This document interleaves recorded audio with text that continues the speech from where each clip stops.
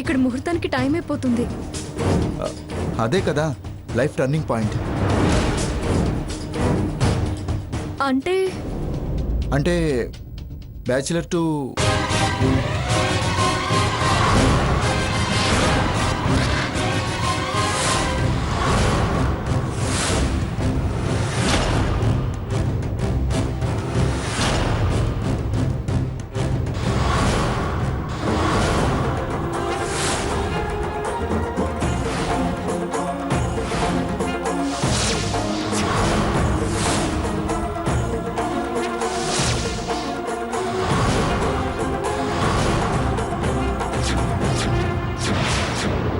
అమ్మా, ఏమైందే?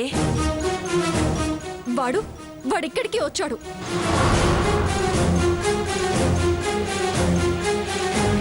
రావాల్సిన వాడేగా సీత వచ్చింది. భయపడాల్సిన పనే లేదమ్మా. హలో సీత గారు. ఏయ్, ఈ వాయిస్ వాడేనమ్మా, వాడే.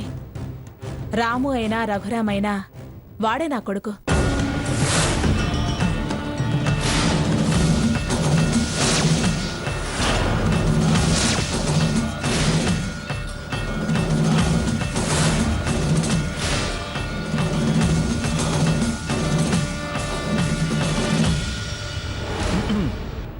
హలో సీత గారు.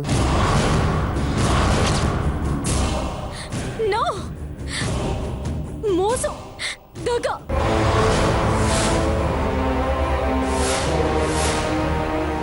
ఇతను గొంతు మార్చి నన్ను మోసం చేస్తే మీరు మోసం చేసి నా గొంతు కోస్తారా? సీత, మోసమని నువ్వనుకుంటున్నావు, మంచి చేశావని మేమనుకుంటున్నాం. మంచా? కాదు, వంచన.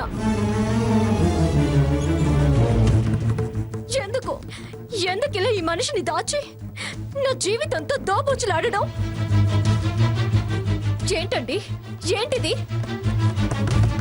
మీరు మంచి వాళ్ళని నమ్మి మీ మీద ఎంతో నమ్మకంతో సరే అంటే ఇదేనా మీ మంచితనం?